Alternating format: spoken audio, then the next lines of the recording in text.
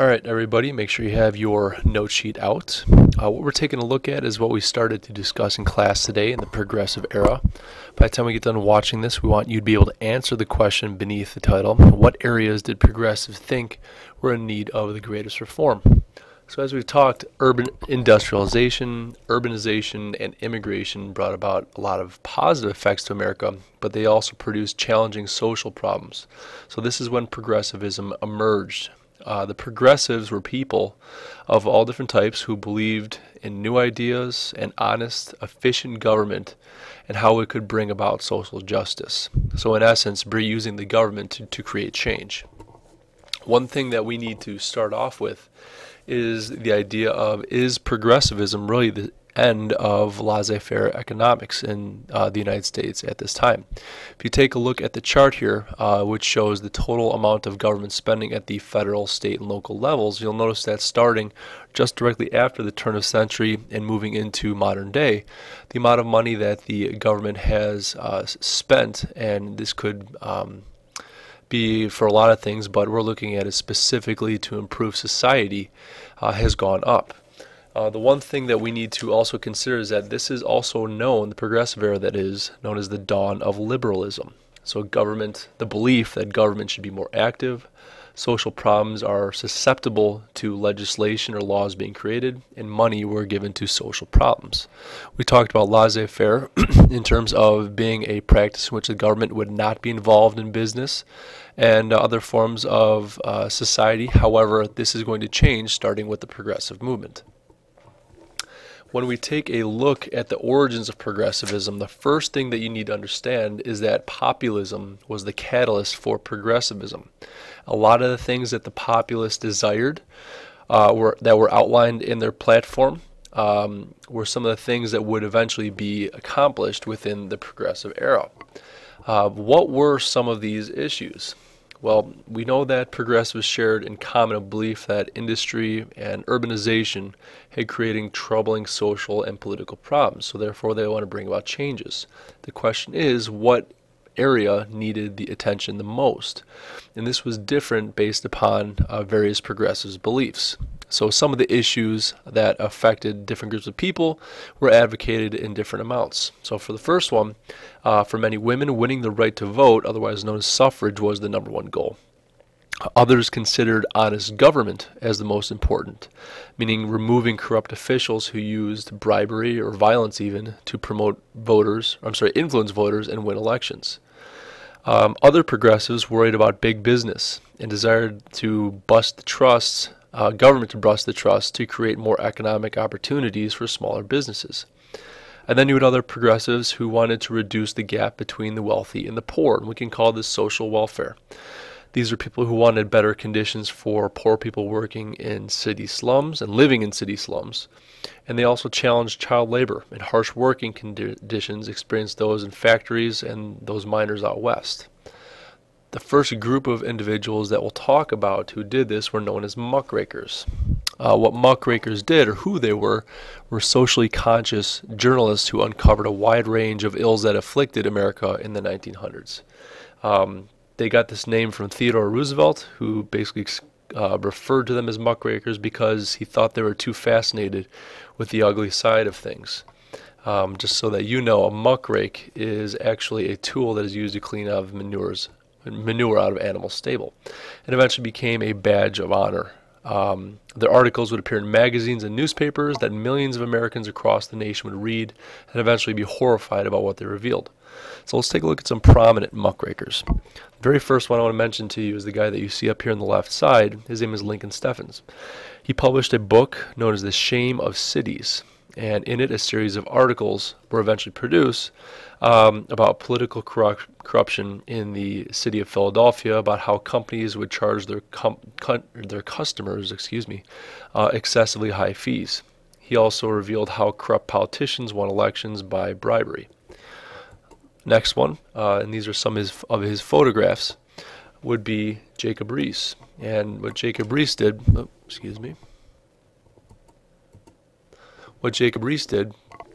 he was actually a newspaper photographer who photographed crowded, unsafe, rat-infested tenement buildings where the urban poor had lived, and he published these along with the writings in a book that he called How the Other Half Lives.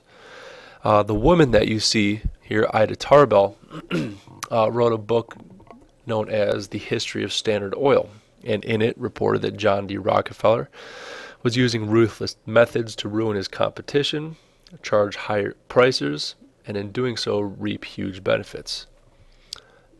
And the last, as we examined today, was a guy by the name of Upton Sinclair. And in his book, The Jungle, he described the despair of immigrants working in Chicago stockyards, and he revealed the unsanitary conditions in the industry. While he intended to focus the novel to be about labor issues, the grotesque description of the stockyards left an impression upon the readers. The next group would be those who wanted to reform society. So we did have progressive activists who promoted or wanted laws to improve living conditions, public health, and schools. And they believed social planning would make American life better. Many reformers, such as Walter Rauschenbusch, thought that Christianity should be the basis of social reform.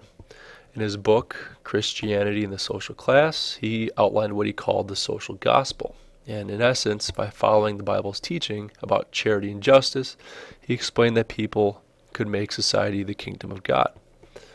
An important goal for many progressives was to improve the life of poor people in the cities. And a leading figure in this was Jane Addams, who worked to develop settlement houses or community centers that provided social services, things such as helping those to learn English, daycare, having a kindergarten, and then academic and social programs for adults, all these to the urban poor. In 1889, she opened the Hull House, a settlement house in Chicago that won great praise. Other social progressives sought to help children by promoting the ban of child labor and promoting educational opportunities to replace it. In 1912, the United States Children's Bureau was created to examine issues that affected the health and welfare of children, and this is something that still exists. Progressives also advocated states to pass laws to require children to attend school until a certain age. Other progressives sought to help industrial workers, specifically those who had a long workday and an unsafe workday, so they promoted shorter and safer work conditions. Long hours, poor ventilation, hazardous fumes, and unsafe machinery often threaten lives, and this can be seen through the image that you see here at the Triangle Shirtwaist Factory. In March 1911, a fire at the factory shocked Americans and focused the attention of protecting workers. Due to some locked exits, a fire killed 146 workers, mainly young women. Many jumped from the windows, and inside, as described by a firefighter, many victims were found merely as skeletons bending over sewing machines. This unfortunate event intensified the call for reform, and in New York City and others, and even some states, laws were passed to adopt worker compensation laws and laws to make the workplace safer. Some states were even persuaded to pass laws limiting the workday to 10 hours. In order to reform society, many progressives realized that they needed to change the political process. Progressivism pushed for reforms to the way that leaders were elected, as well as providing ways to put greater power in the hands of citizens. One man who was very good at doing this was a guy by the name of Robert La Follette, who was the governor of Wisconsin. What he established was a direct primary, an election where citizens themselves vote to select nominees for upcoming elections. And by 1916, most states would have this. Probably the greatest success of the progressives was the passage of the 17th Amendment, which called for the direct election of senators by voters, not legislatures. So as you see in this cartoon, you have a senator entering Congress as a young man, but leaving nearly 100 years later. What direct primary would do is put the voting in the hands of the people to elect leaders as opposed to those at the state legislature. In order to make sure that elected officials would follow the wishes of their constituents, constituents who put them in power, progressives work to have other political reforms implemented. The three most well-known are known as initiative, referendum, and recall. And this is just a description of what the 17th Amendment does here. For a initiative, it gives power, the people power to put a proposed law directly onto the ballot by collecting signatures. While this is done at a state level, the example which I just had pop up, known as We the People, is a petition that would go on to whitehouse.gov. So an example of this is when we discussed Texas desiring to secede from the Union. While it was not something that was put onto a ballot, it made the White House very aware of some of the concerns of people. An example of a recall would be something that would give voters power to remove public servants from office before their term ended. This recently happened within the last couple of years with the governor of Wisconsin, known as Scott Walker, in which he actually defeated the candidate who was brought forth to challenge him in this recall election. A referendum, however, allows citizens to approve or reject laws that are passed by legislatures. What you can see is a copy of an article of something that has recently happened in the states of Colorado and Washington that can be considered referendums. Moving forward, as we take a look at women, by the early 1900s, women desired to do more than fulfill their roles as wives and mothers. However, working outside the home meant difficult jobs, long hours, and dangerous conditions. One key goal of women reformers was to limit the number of work hours. In the Supreme Court case of Mueller v. Oregon, this case capped women's workdays at 10 hours, and it was considered a progressive victory. However, years later, this was used as a way to justify paying women less for the same work. Another goal of women was to improve family life. So a major focus was the temperance movement, which promoted the practice of never drinking alcohol. The leading organization in this movement was the Women's Christian Temperance Union, or the WCTU, and they argued that alcohol led to men spending their earnings on liquor, neglecting their families, and abusing their spouse.